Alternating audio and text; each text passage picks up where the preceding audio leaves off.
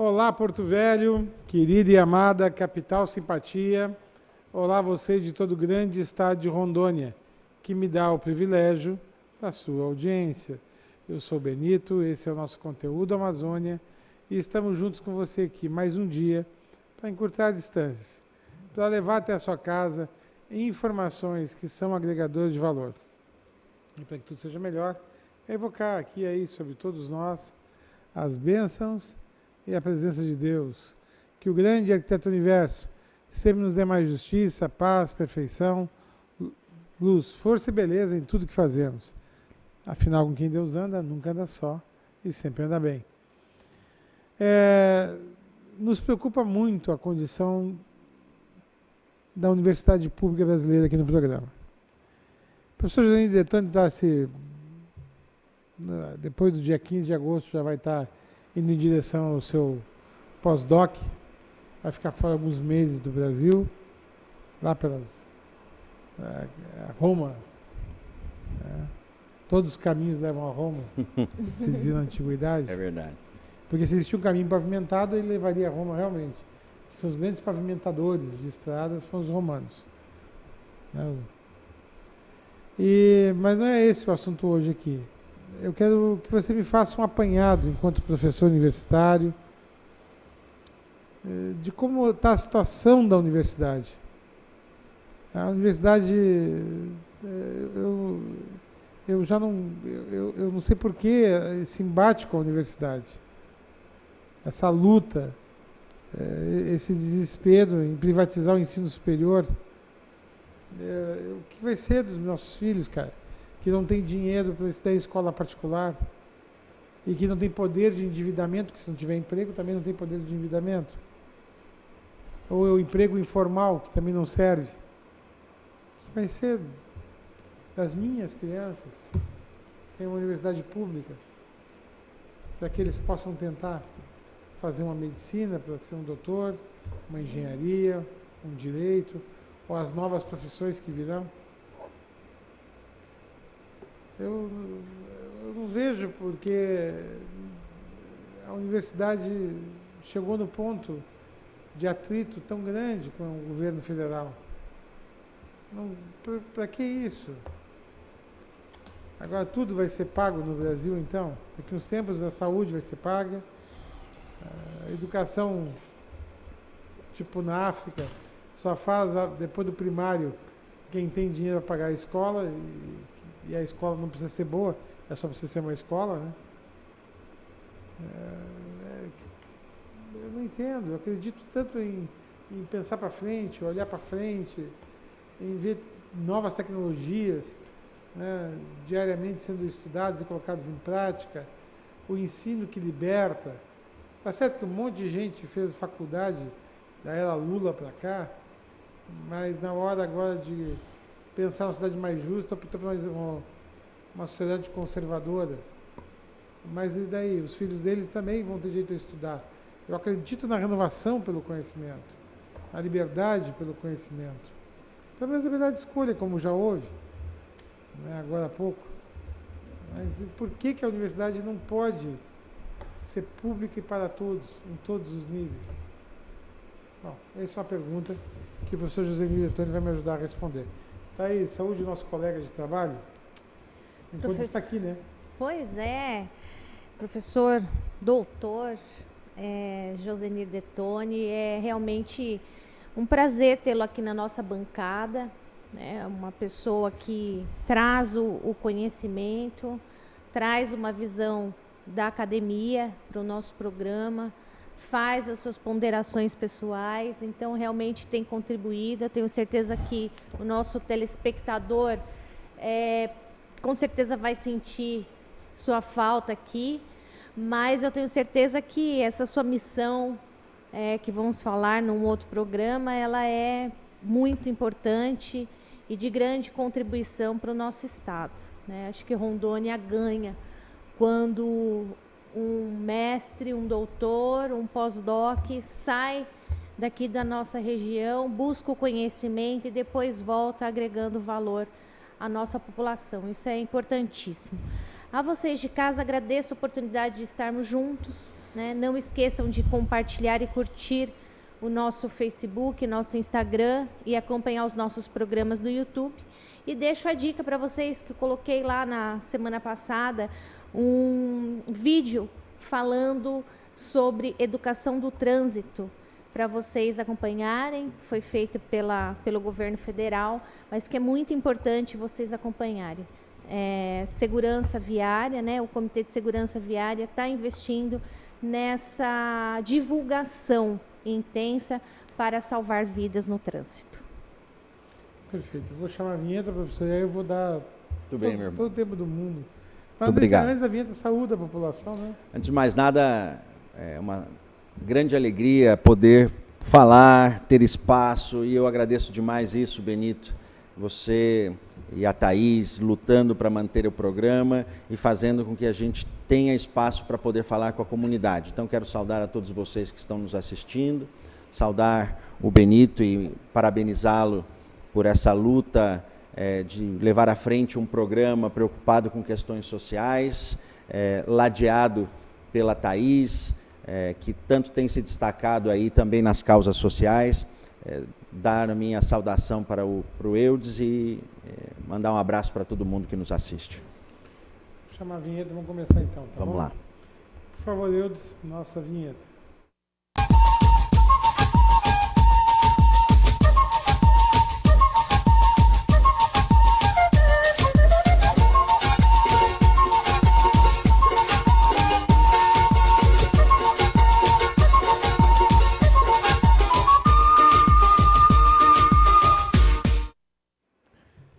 Josenir, faz uma avaliação do atual momento, você enquanto corpo docente, do ensino público federal no nosso estado e no Brasil, né?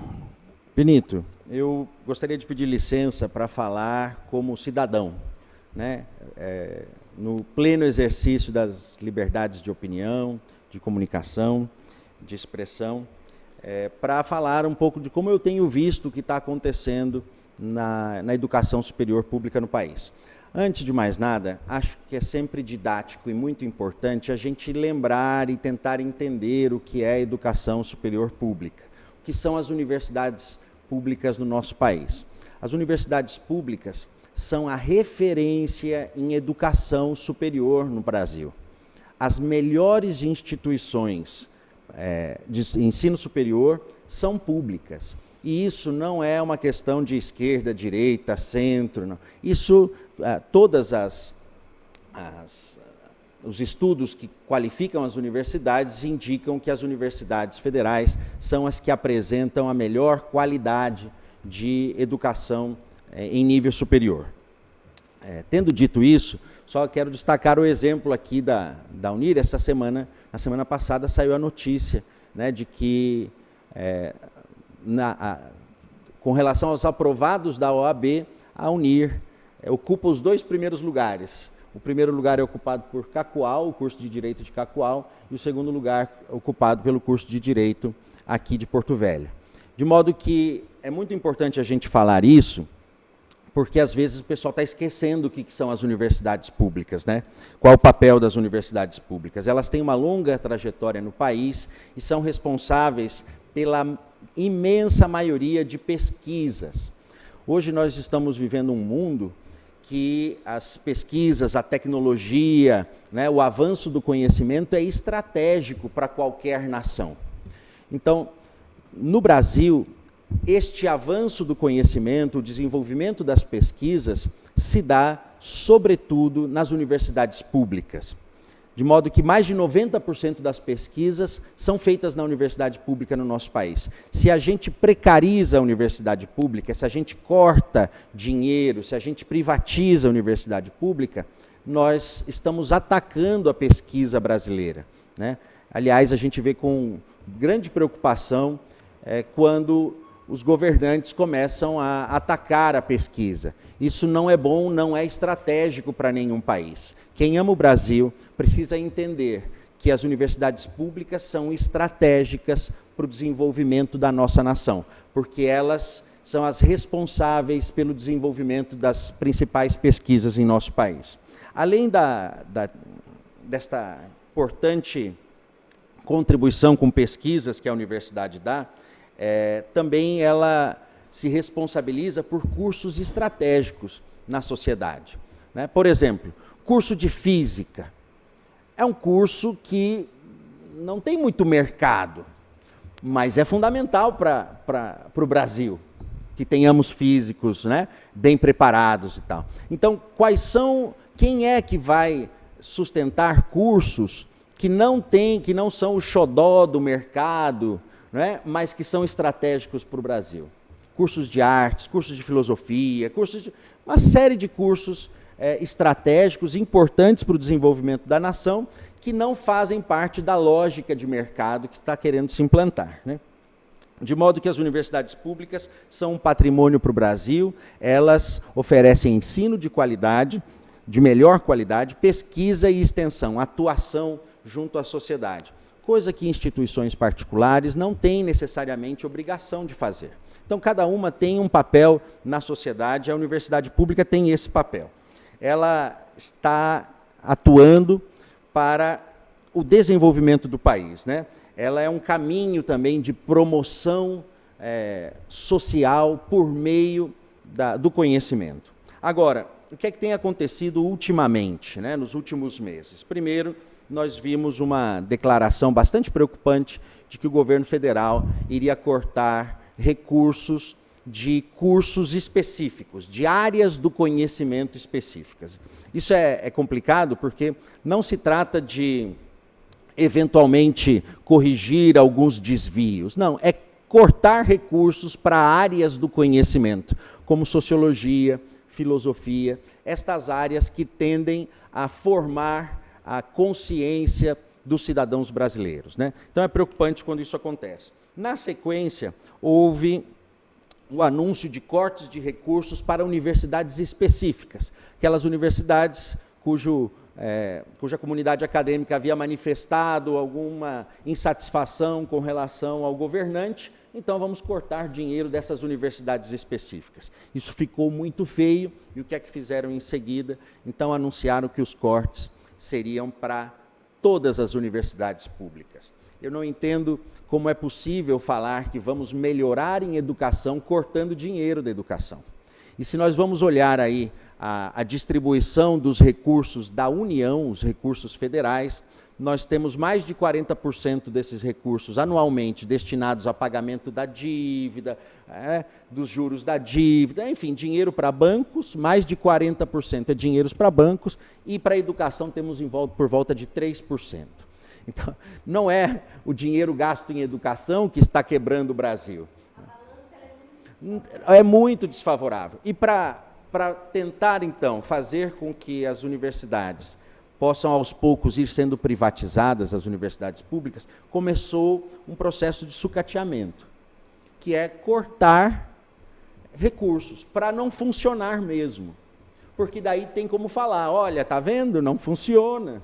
Né? Porque, neste momento, as universidades públicas brasileiras são instituições de excelência. Não tem muito o que falar. 90% da pesquisa é de universidades públicas. Então, não tem o que dizer. Então, começam a denegrir a imagem, começam a falar que lá só tem balbúrdia, esse discurso da balbúrdia, né? Que só tem gente que usa drogas, só tem gente que... só tem comunista, né? Na nossa universidade, nós temos, e aliás, isso é em todas as universidades, a palavra universidade tem a ver com isso, né? Com agregar um universo de ideias. Então, tem ideias de todo tipo. Nós temos lá professores destacados na universidade que defendem o atual governo, por exemplo. Não é que existe uma censura dentro da universidade. Pelo contrário, a universidade é o espaço onde a liberdade de opinião é estimulada, né? Isso é uma coisa importante. Então, na sequência, aconteceu esse corte de verba, que se chamou de contingenciamento, mas que, na verdade, é corte de 30% de todo o dinheiro que o governo pode manejar, porque tem uma parte do dinheiro para a educação que é salário, isso ele não pode mexer. Do que o governo pode mexer, cortou 30%. Isso não pode ser bom para a educação de jeito nenhum. Não tem como dizer que isso é bom para a educação. Algumas pessoas comemoram porque achando que nas universidades só tem comunista e tal, então tem que acabar com isso. Mas é falta de compreensão do que as universidades públicas significam para o Brasil, né?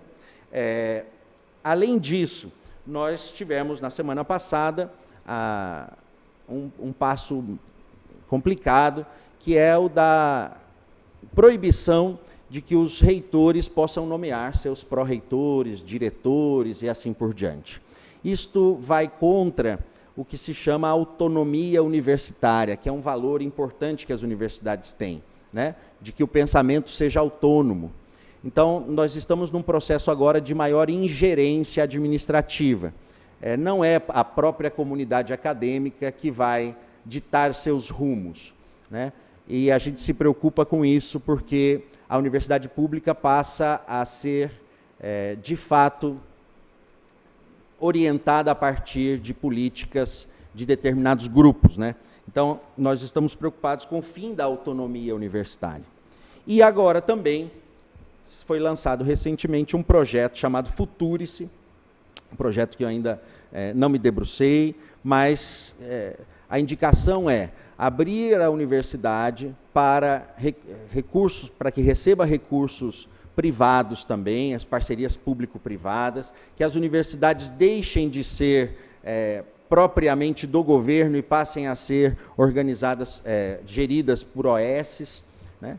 De modo que é muito preocupante, vejam, não se trata de preocupação com o próprio emprego, porque a gente é concursado, tem estabilidade, essas coisas. É uma preocupação com o futuro do Brasil, né? Eu não quero um país em que as pessoas pobres não possam ter acesso à educação superior.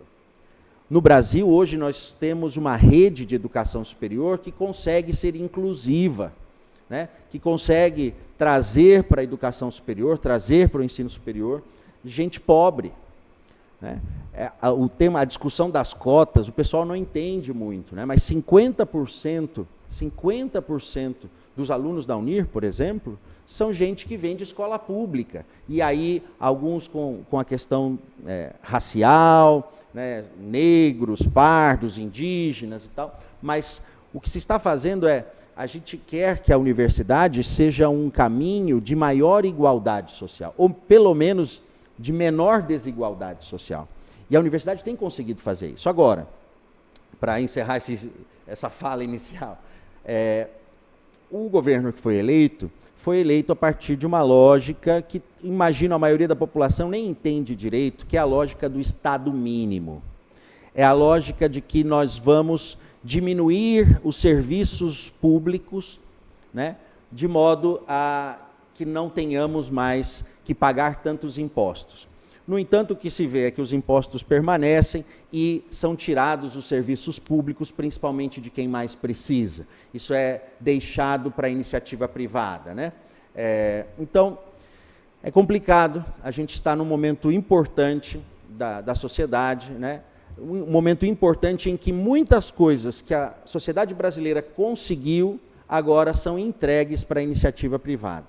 Isso é preocupante e a gente precisa discutir sobre isso e entrar numa compreensão social maior sobre a atual situação das universidades públicas no nosso país. Josenir, Exato, você chamou de intervalo comercial, mas você quer comentar antes? Pode quero. Comentar. Eu me formei faz 15 anos. Aos 18, mais ou menos, eu iniciei na iniciação científica da Universidade de São Paulo, né, na USP.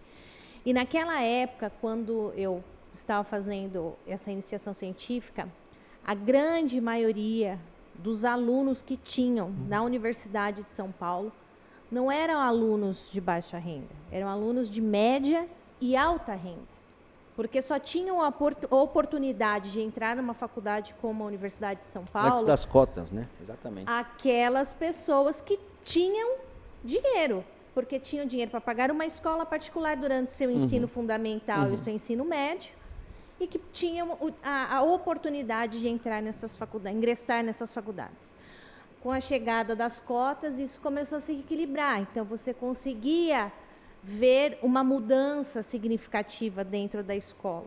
né? Então, os ônibus, até a questão dos ônibus, eles começaram a ter a passagem do ônibus mais vezes dentro da universidade. Você conseguia transitar pela universidade de ônibus, né? Então, quer dizer, teve toda uma mudança social até dentro da própria universidade. E agora, quando conseguimos avançar, agora a gente começa a ver o retrocesso que isso vem trazendo, né? Eu fui beneficiada com bolsa científica paga pela FAPESP, eu tive a oportunidade de fazer projetos e ter a oportunidade de comprar equipamentos, né? Normalmente eram importados, naquela época a gente não tinha tantos equipamentos aqui de medição, mas os nossos laboratórios eram laboratórios de ponta, onde realmente os alunos podiam aprender, e lá nós tínhamos uma mescla entre mestrandos, doutorandos e pós-doc também, né? Então, eu fico assim muito espantada e muito triste de ver que em pleno século XXI, onde a gente imagina, onde a gente quer, né, que isso seja um avanço, nós estamos tendo todo um trabalho contrário, esse retrocesso, muito triste.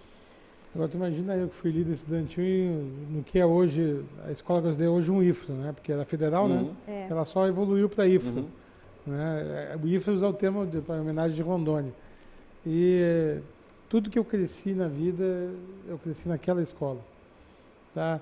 E aí o restante universitário, né? Porque ela era uma fundação da Universidade Federal de Pelotas, né? E o transporte coletivo gratuito, que eu ajudei a conquistar na minha gestão, né, que nos levava para a cidade, antes nós ficávamos lá, né, todas essas conquistas estudantis que davam mais qualidade de vida ao estudante, davam alívio à família, né, elas, na minha opinião, já estão a caminho de ser passado, infelizmente.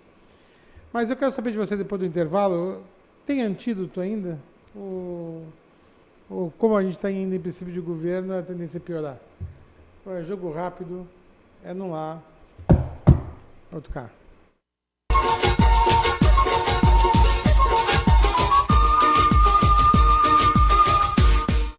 Você precisa cuidar da sua saúde. Está sem plano e cansado de ter que esperar? Venha para a Sol Saúde, próximo à Praça da Pirâmide, com as principais especialidades médicas, exames laboratoriais, com toda a atenção e agilidade que você precisa. Afinal, saúde é coisa séria, não é mesmo? Sol Saúde, atendimento popular para toda a família. 3213-0163. Você nunca ficou preso às fronteiras e sempre quis mais. A sabedoria sempre foi importante para você e o conhecimento nunca esteve tão próximo. Com São Lucas, sua formação te deixa muito mais perto das suas conquistas, mas é você que está no controle. Qualidade do ensino São Lucas, disponível em todo o Brasil. Inscreva-se no vestibular São Lucas, a marca do conhecimento, agora sem limites.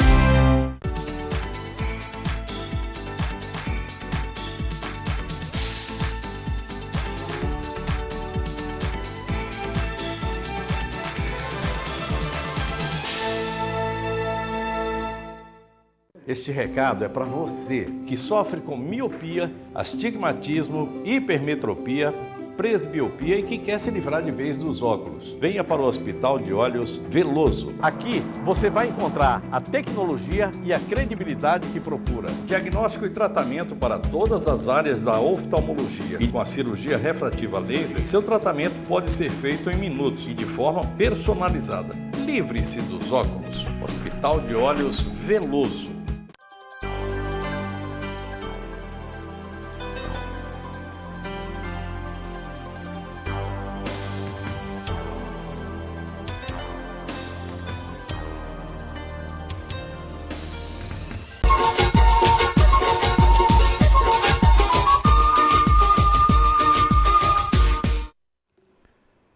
Professor Josenir, tem antídoto ou só vai piorar?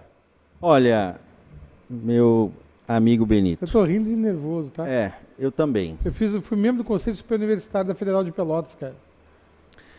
Assim, Então, olha, nós estamos num momento bastante complicado, é um momento de pouco diálogo, são medidas impositivas, né? Parece que a sociedade está tão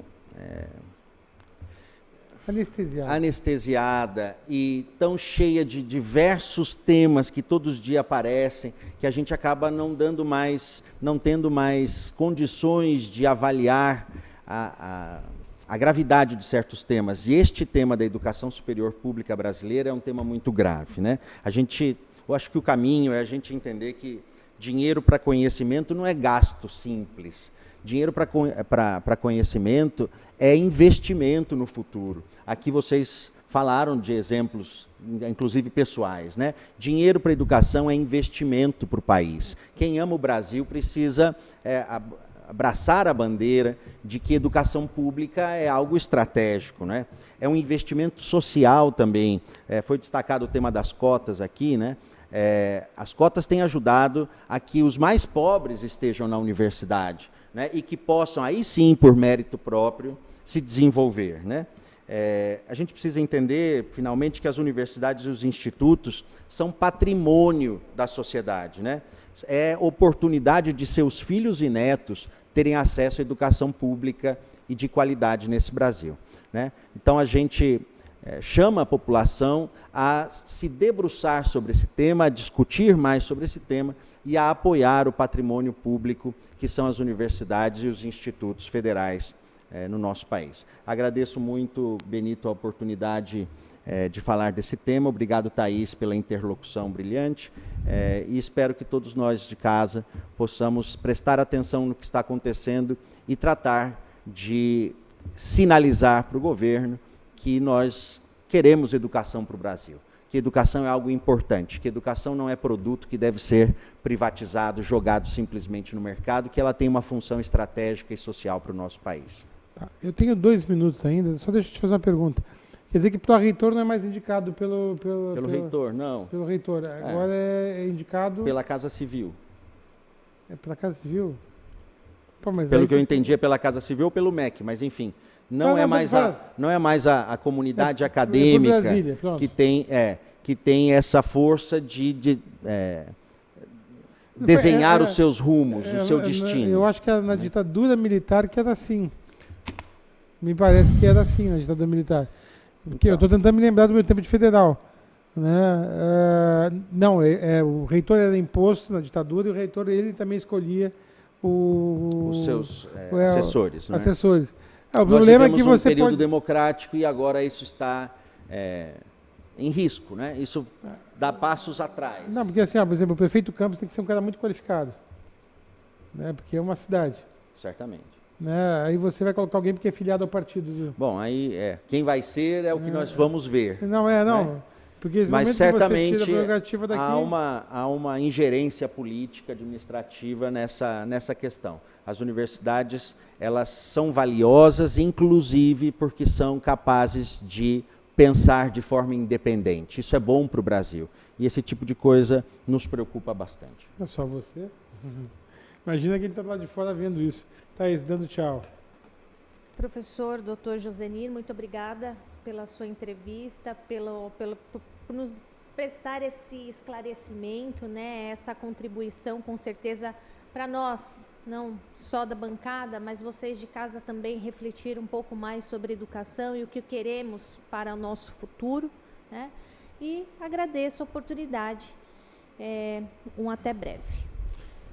Josenir, no começo do mês que vem eu vou dar um jeito de dar um espaço para você falar, pelo menos durante um programa, né? Não digo um programa inteiro. Esse eu queria falar de educação nível superior. Para você se despedir, né? Você está indo para Roma. Mas eu quero, na volta, poder ter o meu espacinho aqui, se você concordar. Eu estando vivo e o programa estando funcionando, você tem espaço. Sabe por quê, Benito? Porque é muito bom a gente poder levar discussões sérias para a população. E você permite isso e eu valorizo muito essa oportunidade. Mas o pessoal dos bolsominions já acha que a gente é contra o Brasil, tá? Já vou te avisar. Mas não somos. Andaram me dizendo umas coisas assim lá no meu WhatsApp. Felicidade para obrigado. você, tá bom, querido? Obrigado por ter acompanhado nós hoje. E aí, por hoje é só, pessoal, que o grande arquiteto universo continue descobrindo a todos, com sua luz, sua vida, seu amor, e eu te encontro aqui com certeza no próximo programa. Foi um privilégio ter estado com vocês. Até lá.